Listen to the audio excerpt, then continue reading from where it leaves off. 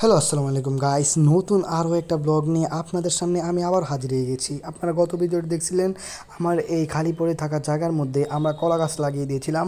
এরপর কি হয়, আমার সঙ্গে থাকা সহপাঠীগুলো খুব সুন্দর করে কলা গাছগুলোকে লাগিয়ে জায়গাটাকে পরিপূর্ণ করে তোলে।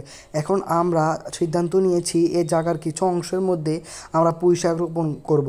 তো সেই উদ্দেশ্যকে সফল করতে আমরা কিছু জায়গা বেছে নিই এবং জায়গাগুলোকে পুরাটার মধ্যে কিছু জায়গার মধ্যে আপনার যে কোদাল দিয়ে ছেঁচে নিয়ে আমরা সেই জায়গার মধ্যে বীজ রোপণ করে দিই।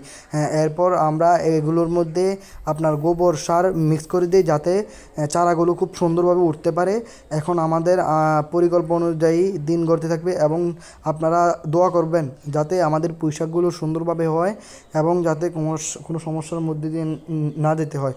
তো সবাইকে আসসালামু আলাইকুম, এবং আমার ভিডিওটা সবার কাছে শেয়ার করে দিবেন যাতে আরও নতুন ভিডিও পেতে আপনারা সাবস্ক্রাইব করে রাখবেন। এরপর আপনাদেরকে তো আমি সাপোর্ট করবই। Thank you.